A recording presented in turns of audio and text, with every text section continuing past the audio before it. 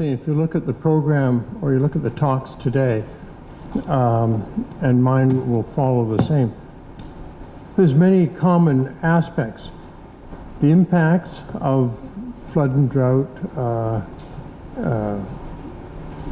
problems, the scientific issues that come along, trying to solve those and deliver products.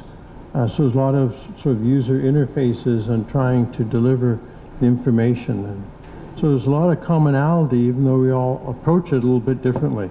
So today I'm going to talk a little bit about our work on looking at seamless frameworks for global monitoring, prediction of droughts.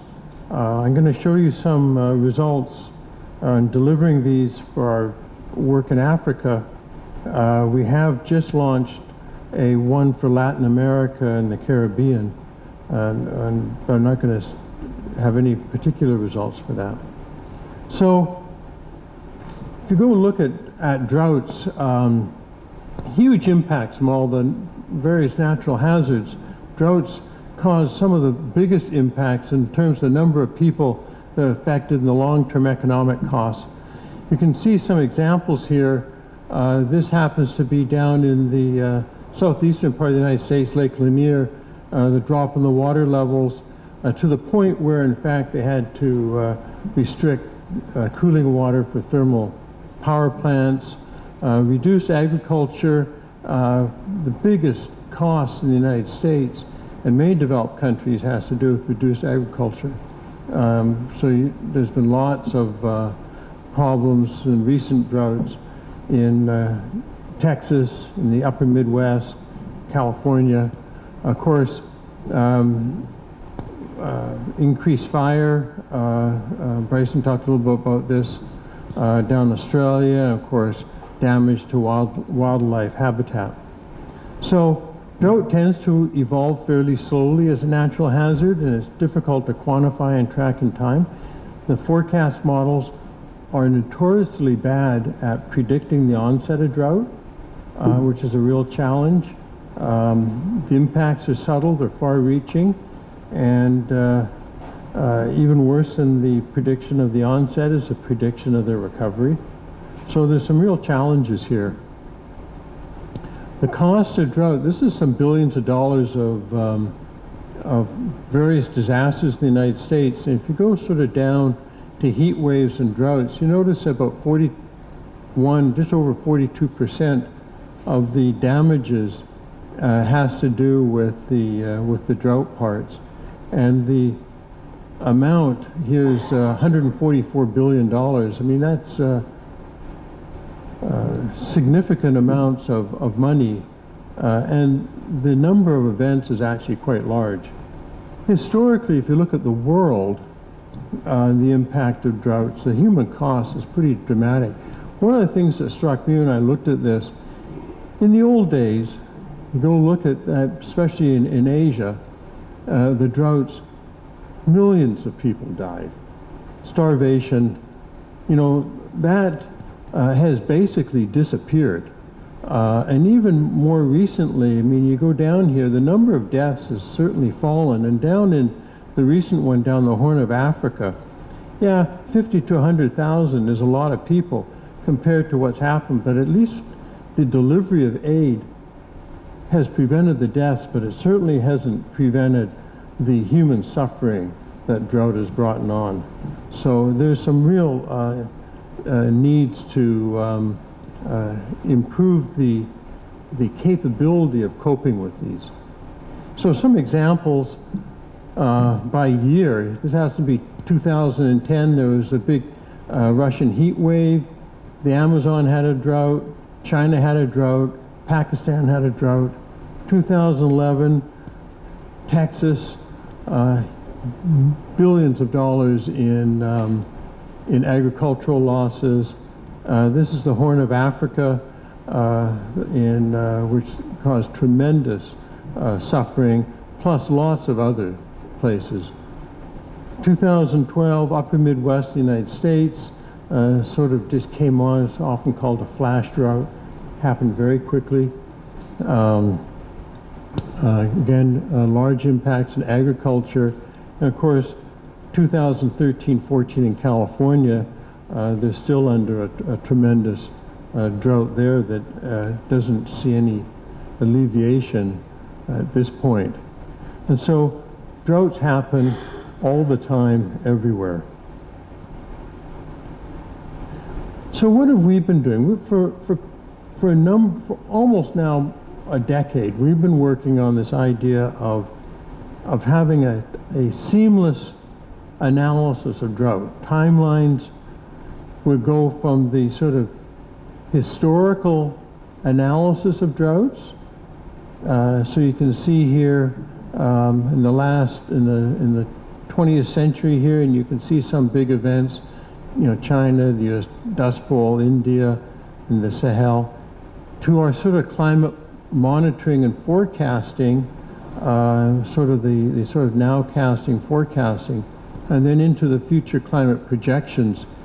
And our feeling is that if you don't do this sort of seamless timeline and have consistency in the methods across there, it's very hard to go do the risk analysis that you have to carry out to go look at the impacts of drought. And Constantine earlier today talked about risk. Well, one part of risk is having the historical perspective of what you can do, and whether that happens to be in the past or in the future. We think this is a critical framework. So how do we reduce the impacts of drought? There's two parts to this figure. There's the upper part and the lower part. The upper part is sort of the protection part. Before the disaster happens, you do some mitigation, you do some preparedness, you do some prediction and early warning. This is sort of the proactive risk management part that sort of these drought information systems are trying to work towards. What tends to happen is the bottom half, the reactive part. You have the disaster, there's some impact assessment, there's some response, there's some sort of hopefully recovery and reconstruction, and that's sort of the crisis management. And in the developed countries, the United States and Europe and to China, they're sort of working on this end of the diagram. But down in vulnerable societies, they're back at this end, down in here. A drought happens, builds up, aid tries to come together. Well, people are dying before the aid gets in there, and then there's some sort of hope of response and recovery. And so there needs to sort of break this bottom part and get them up into the top part. And to do that, prediction and early warning is a huge aspect of that. Managing the risks, we have to go through a variety of measures, and forewarning, early warning systems is sort of critical to that. So there are a bunch of scientific challenges to do that, and I've listed them here, one to four. To do this is our historical analysis, monitoring, prediction, future projections I had before. Data sources for improved monitoring is sort of critical. We've heard some of that earlier today about the need for data sources. Once you get the decent data sources, you can think of the historical drought occurrence and long-term change part in there. And how do you do that exactly is sort of a challenge where you have consistency, you have stationarity, how do the data sets fit together. Part of this also, if you start looking at the mechanics of drought, you have to think of the mechanisms that lead to drought from a climate perspective. And so we've been working on trying to understand that, and I have a few slides on some of the mechanisms that help improve the prediction part. And then finally, uncertainty in future climate projections. Bryson talked about that as scenario part, his unknowables that are unknown. But all those have to fit into sort of long-term risks, impact, mitigation, adaptation. So all of these are, we've not solved these problems, but as a community we haven't solved these problems, but this is where I think there's some interesting challenges here that the students in this room have to go solve. So I'm going to focus mostly on the monitoring and prediction part in this talk. Look at this. This is a busy diagram, but think of these as columns. Here's our timeline down the bottom from the historical reconstructions, monitoring, all the way to the climate projections. Here's the timeline, sort of, 1950 now casting with our forecasting out into the future. Climate forcing data, we've been developing climate forcing data using reanalysis, gridded observations, remote sensing that get merged.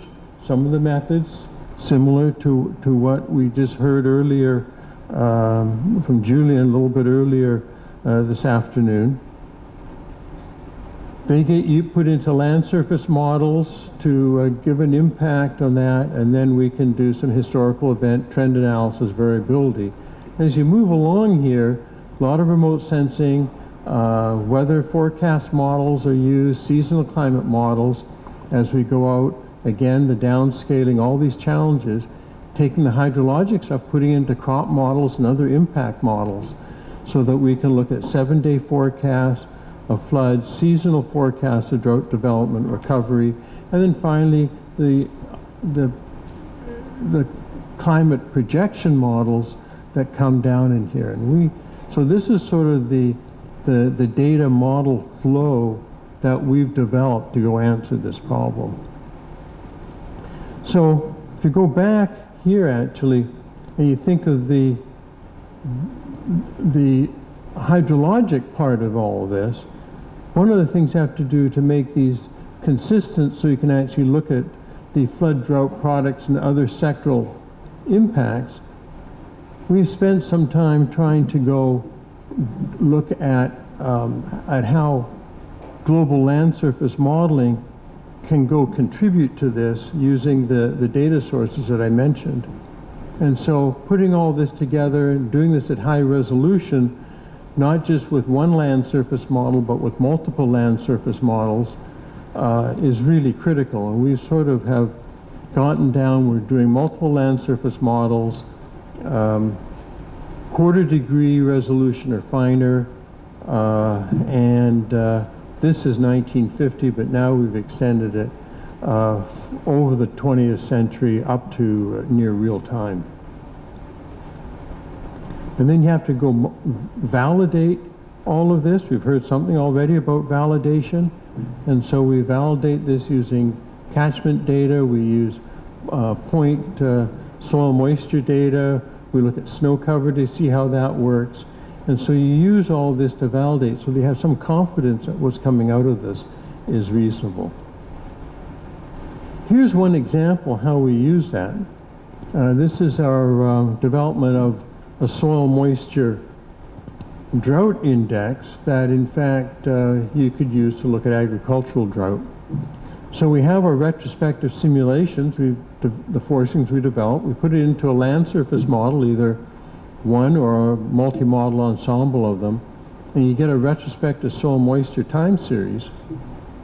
Because all these models have their own climatology, we basically fit statistical distributions. We do this monthly, get a percentile, and from the percentile you can go develop indices like drought severity, which would be sort of a magnitude times a duration, or an extent of an area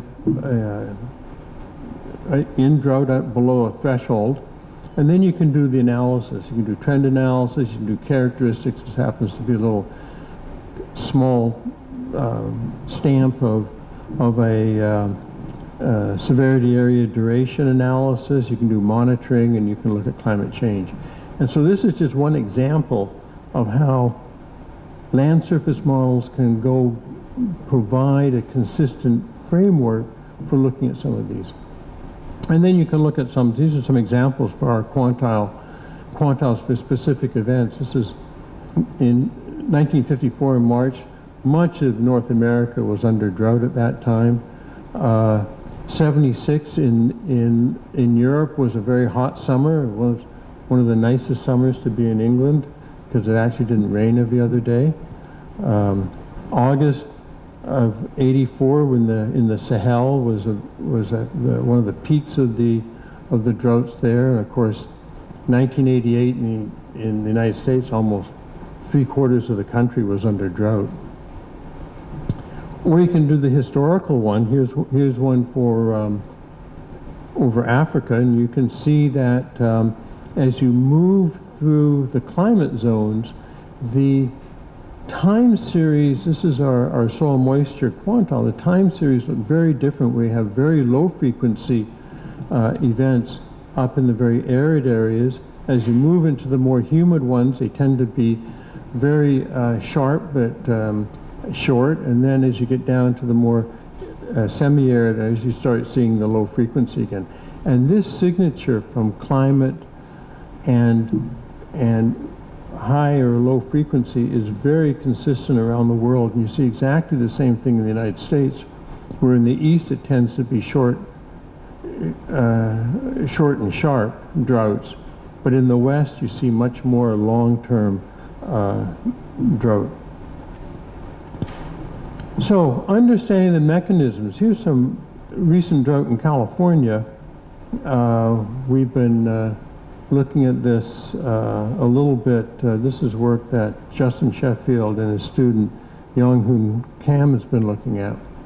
You know, trying to understand exactly what are the mechanisms behind these. You can see in here in the this is the precipitation has been falling. The maximum winter temperature has been quite high. In fact, the highest over about 100 years. Winter minimum temperatures have been increasing, so there's a very low snowpack. There hasn't been much precipitation, and when it has happened, it's been quite warm. And so what do some of the climate indices say about this event? Well, if you look at the PDO, so if you think of the ocean states, ENSO, Pacific Decadal Oscillation, PDO, and the Atlantic AMO, here's the positive phase and negative phase for PDO, AMO, and ENSO. And this is the conditions where it's either wet in blue or it's dry in red. You can see that the negative phase of for Southern California particularly, negative phase of the PDO, positive phase of the AMO, and so the negative phase of ENSO. And it turns out that in this, that's exactly how the ocean states have lined up in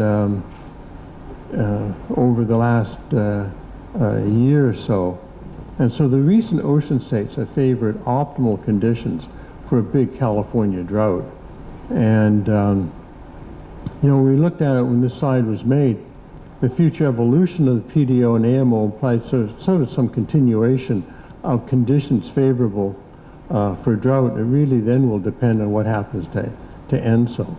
But you know, that's an example of sort of trying to understand these mechanisms in here. Let me turn then to work that we've been doing for a number of years in trying to develop a hydrologic modeling and prediction system. And these sort of boxes sort of show the monitoring part.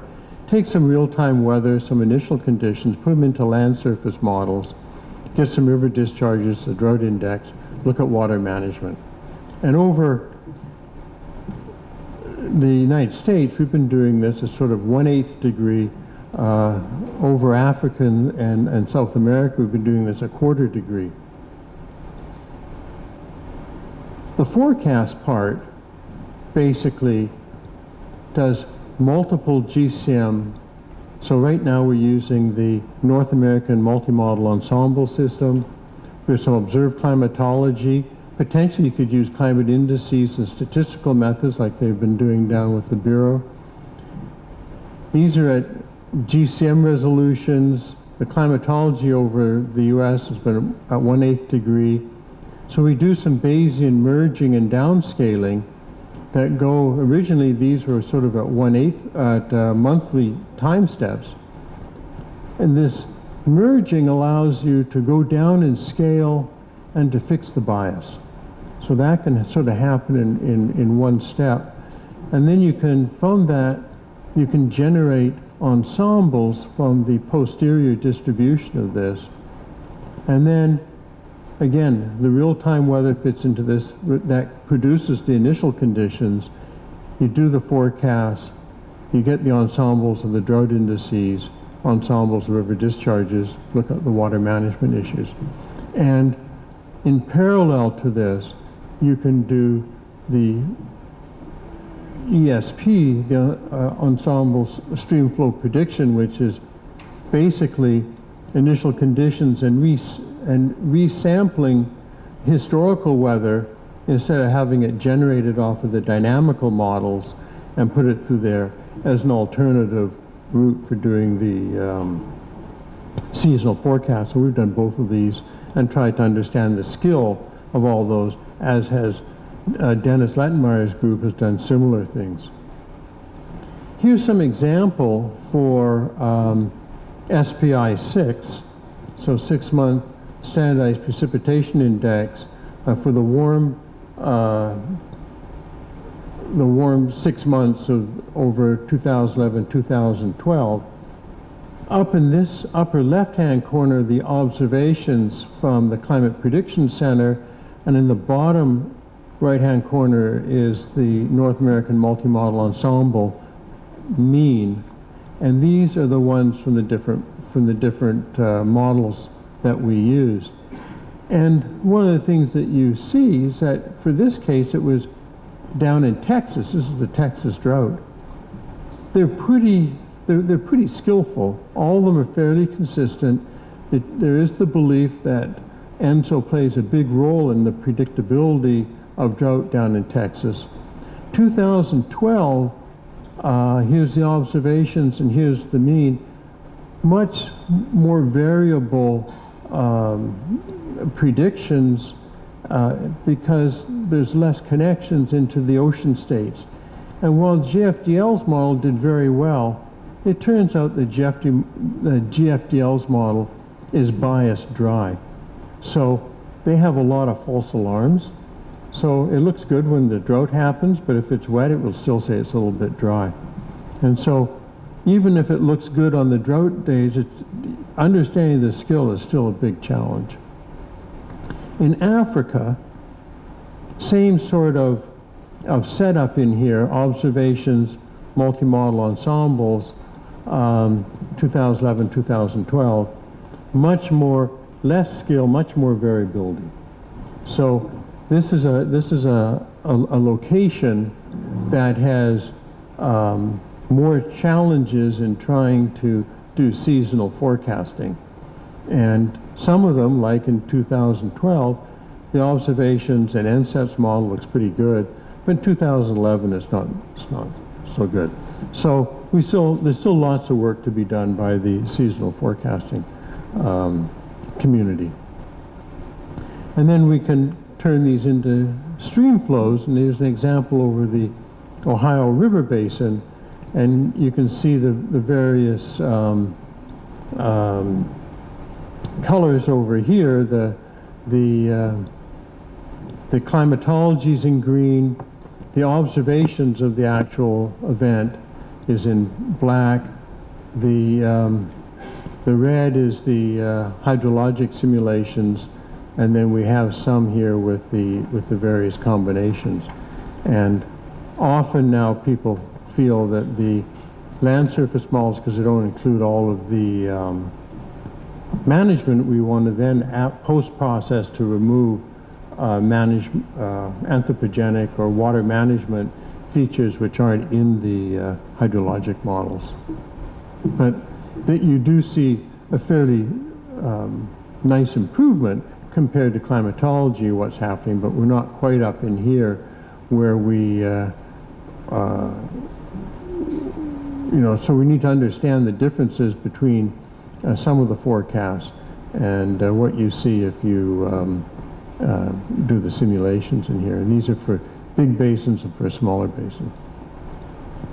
Let me now turn to the stuff we're trying to do in Africa, and in parallel we're doing exactly the same thing in South America. We have, there's a little typo in here, there's a few backslashes in here that are missing, but our new portal to all this is on stream.princeton.edu. But we were asked by UNESCO to see if we could take some of the work we're doing over the United States and leverage it without any funding, because UNESCO asked for funding by donor countries just like we ask for funding from agencies, so they asked us to do it for nothing. To go and create a flood and drought monitoring and forecasting system. And they would work with local centers that they've been involved with, Agromet in Niamey and ICPAC in Nairobi are the two, and they've talked about going down to southern Africa at SADC to see if we could understand if how local communities would use information from a drought monitoring system and forecast system like that to try to improve water and food security. And so here's some of the things that we do. If you go there, all this is open. We have a user interface. We use precipitation, comes off of satellite precipitation that gets bias corrected so that it's consistent with the historical record. Here's some soil moisture work. Here's the river networks. We have more than 800 basins from the GRDC and the FAO reservoir database that's in there. And here's our drought indice, or agricultural drought indice I described earlier. You can zoom into regions because it's all on Google Earth, and you can access the record from 1950 to real time. Here's a 7-day forecast that we use NCEP's global forecast system to go do that. This happens to be precipitation, but you can do stream flow, and you can do soil moisture and temperature and all that, and you can go up in here, you can see that you can actually animate it, and you can do the forecast that's on a daily basis and go do that. And then you can get stream flow monitoring and short-term forecasts. In this example, we do the real-time weather into the hydrologic models, the initial conditions, that takes us up until the gray bar, and then we take the GFS that we have bias corrected in a historical context, and it feeds in there, and we do the forecast, and then you can print out click on it, and you'll get a stream flows where these different colors are different quantiles that go from very dry to very wet, and this is the prediction of what the hydrograph looks like, and there's the forecast.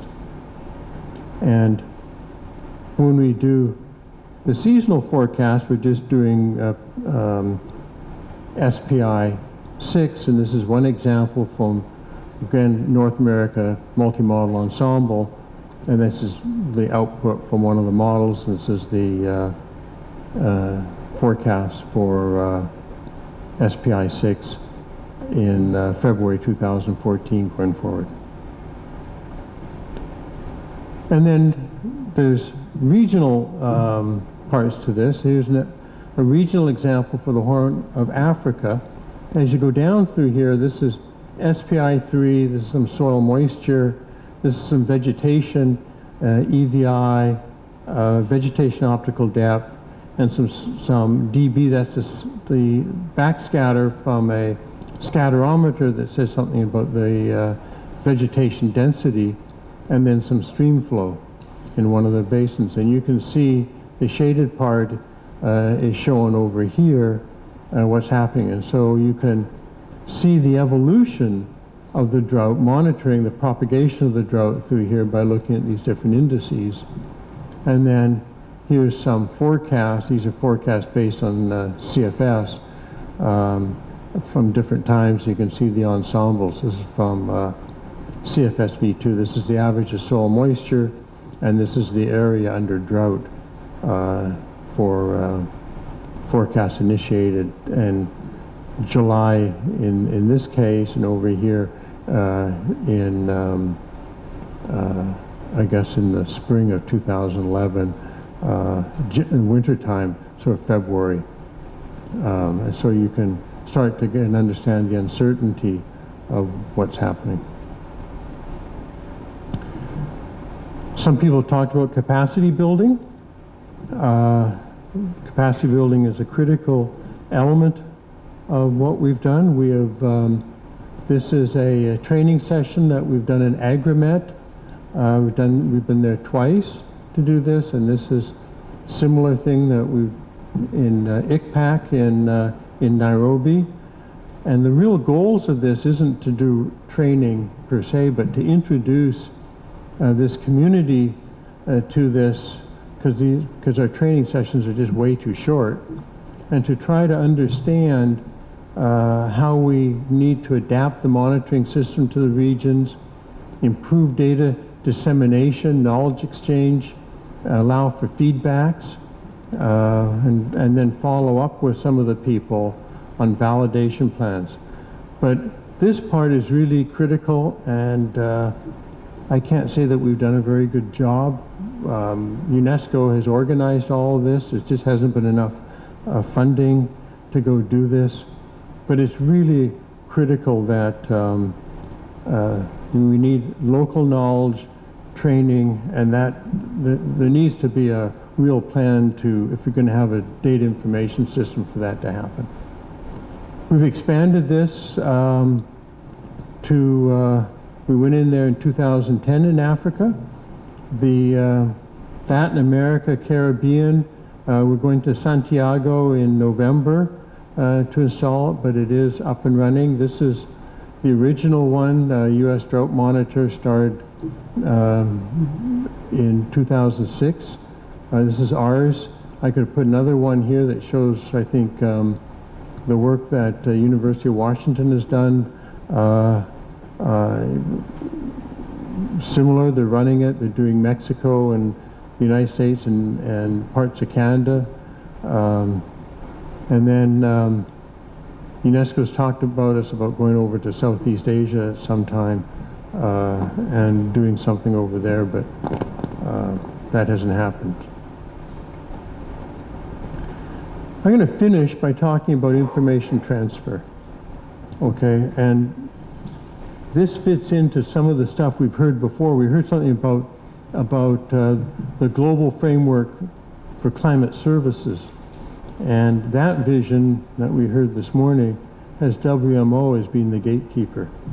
You know, you have uncertain information, it goes to institutions, the institutions deliver it somehow, and it goes back to decision makers at the local level. But how can communities obtain the weather and drought to do it? Well, this method is fragile in many ways. Okay, the institutions may not have capacities, the information delivery may not be effective. We think it has to go from the information to the decision makers directly. And so how can you do that? Well, collecting local data on weather and crops, having monitor systems like what we've developed that move directly from these systems to the users, okay? And I think that this is, our vision is that you go, have some big challenges, is that you go from the uncertain information to the decision makers.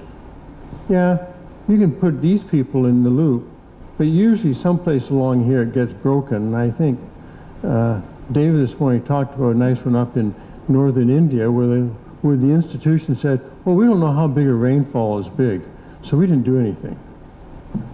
And that's what I heard when I heard from the back of the room. But what are the big challenges?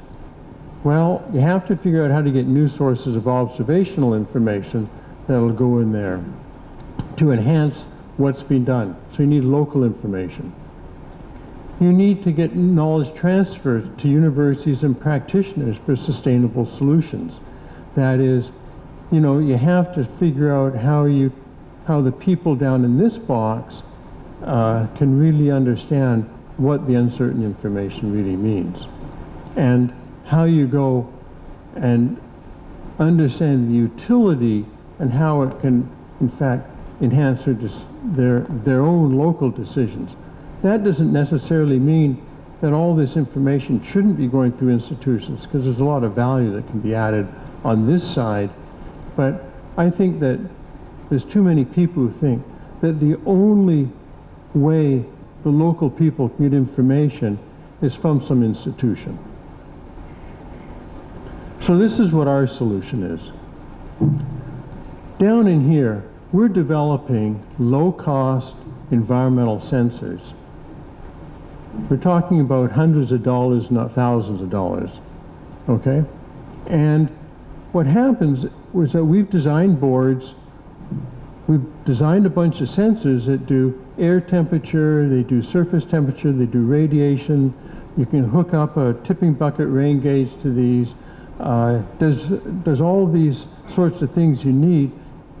Certainly not the quality that a Met Service would use, but certainly enough for local decision makers. Here's the cell phone network in Africa, in sub-Saharan Africa. It's large and it's growing. And so what do? We go and send the information by SMS messaging to a tower. The tower goes and puts it on either through some service, which can be even a cell phone sitting on some running Android up in some office someplace, that immediately goes to some server and therefore out into the web. And this stuff happens instantly. And the SMS messaging in places like Africa costs zero. I mean, we're talking about 0.01 cent per message. It's just really low. And so this is a very viable way. And the lowest cell phone networks will support SMS messaging. And so we think that there's huge potential for improving information utility and transfer to decision makers. And these gray lines here is the existing flows of information. Yeah, you have remote sensing, you have in situ stuff, you have models, seasonal forecasts, they all go up to the regional centers. And the regional centers may put it out on the internet or some other method that goes down to the communities and users. And we think we can get some low-cost sensors that combine with this. And then, yeah, we can send it to local government agencies. A lot of times they don't get it from the regional centers. This data flow can be weak sometimes. NGOs go through cell phones, it can go through the media and the community and users. And so we think there's potential flows here to a much more diverse set of institutional sources for delivery of this information to local people. And I think that that's the real goal, is that we want to get it down as far down the food chain as possible. And so with that, I mean, that's sort of the stuff we've been thinking of as sort of this seamless activity, where the seamless isn't just the timeline of the events, but it's also seamless down from space agencies that are going and developing this information all the way down to the local users that want to go use the information, or at least explore how it might be used so that they can go improve their decision making. And so, you know, we have our drought plan here that goes through time, and that allows a global capacity, okay, to go look at and produce all these products. But then we and others can go use this to go analyze the drought risks assess the skill of the forecast, evaluate the impacts such as water and food security, and then have them use it at a local level. Thank you very much.